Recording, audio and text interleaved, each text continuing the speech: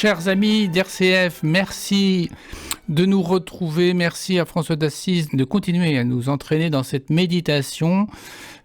Nous étions la dernière fois à le fêter pour le 4 octobre avec cette œuvre du Giotto, une œuvre qui est au musée du Louvre, une œuvre de plus de 3 mètres sur plus d'1,50 m de large, sur un bois doré, et François d'Assise recevant les stigmates et ce chef-d'œuvre que je voulais continuer à méditer avec vous. Nous avons vu la dernière fois la prédelle, c'est-à-dire les images qui sont en bas de ce retable, forme comme un galon d'images qui rappelle les grandes étapes de la vie de François. Il y a François qui soutient l'église Saint-Jean de Latran, qui est vraiment le rêve, le songe, le cauchemar du pape Innocent III, mais c'est aussi combien Jésus avait envoyé François sauver l'église. Il avait pensé la petite église de Saint-Damien, il s'agissait de la grande église universelle. Au milieu, nous avons évoqué François donnant avec ses frères sa première règle, toujours au pape Innocent III. Et à l'extrémité droite du retable, François qui prêche aux oiseaux et aussi aux végétaux, puisque cet arbre se penche comme les oiseaux vers le saint, toujours accompagné. François est jamais seul sur un tableau, sur une fresque, toujours avec un frère. Il n'a pas voulu fonder, disais-je la dernière fois, un ordre religieux, mais une fraternité. J'en viens avec la partie la principale, les 2/3 du tableau, qui sont donc immenses quand on est devant l'œuvre, avec un fond doré totalement étonnant, mais qui nous rappelle combien Giotto vient du monde byzantin, du moins de l'art byzantin, avec... vous connaissez ces fonds dorés des icônes. Mais alors là, vraiment, nous sommes à l'aurore de la Renaissance.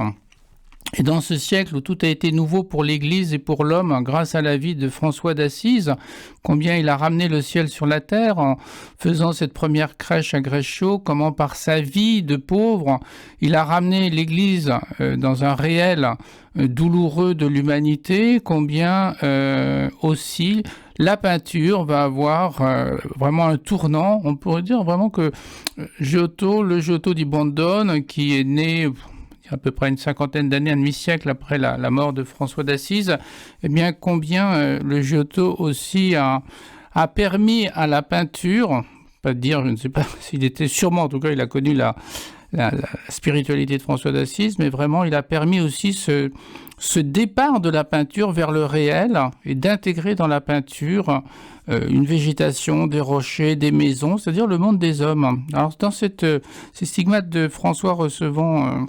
Dans ce tableau, François recevant les stigmates, nous avons donc un fond doré, alors un bonheur pour les orfèvres, du jaune vif, nous avons du jaune soufre, poussin, safran, topaz, jaune paille, jaune bouton d'or. Voilà, tout un camailleux d'or qui nous fait resplendir le divin. L'or ne se corrompt pas, il dit l'éternité de la création désirée par le Créateur. Mais apparaissent, un paysage avec des roches crues, nues, ciselées, coupantes, 5 arbres très stylisés, qui bougent un peu au vent, on voit bien qu'ils ont une croissance naturelle, ils sont pas piqués, ils sont pas comme des piquets, et puis 2 cellules ouvertes en blanc écru, qui font penser un peu à une pierre presque comme de l'albâtre, c'est-à-dire quelque chose de précieux mais en même temps très franciscain parce qu'elles sont très simples et les portes sont ouvertes. On est bien chez François. Et puis lieu de prière. François est agenouillé, il est en prière, et il a une apparition qui arrive en haut à droite du tableau et qui descend vers lui. Alors François est en robe de bure brun clair avec sa ceinture, une robe très plissé qui donne un beau relief à son corps, sûrement que l'original était bien plus pauvre, mais Giotto s'est quand même inspiré de la tunique des stigmates qu'on trouve à l'Alverne, d'un brun clair avec un effet poil de chameau.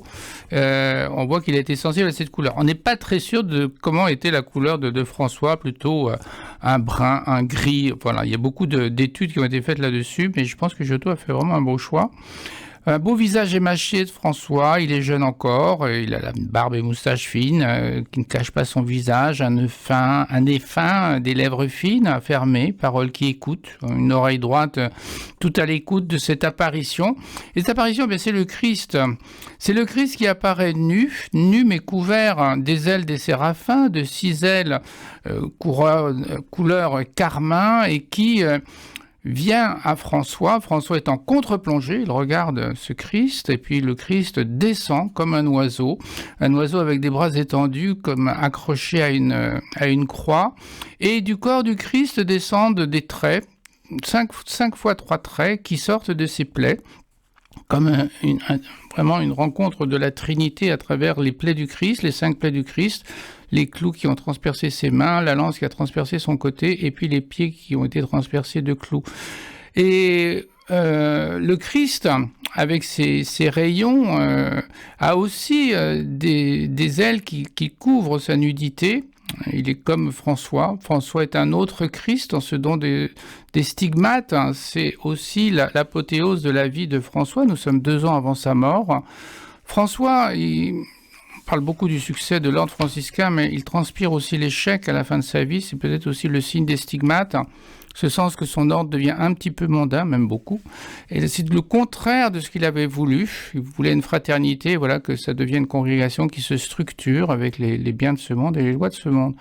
Alors il y a aussi dans les stigmates que reçoit François cette passion que le Christ lui donne à souffrir et à aimer, c'est-à-dire dans le jusqu'au bout de l'amour. Eh bien, voilà, il y a une dérive. Eh bien, continue d'aimer, continue de prêcher.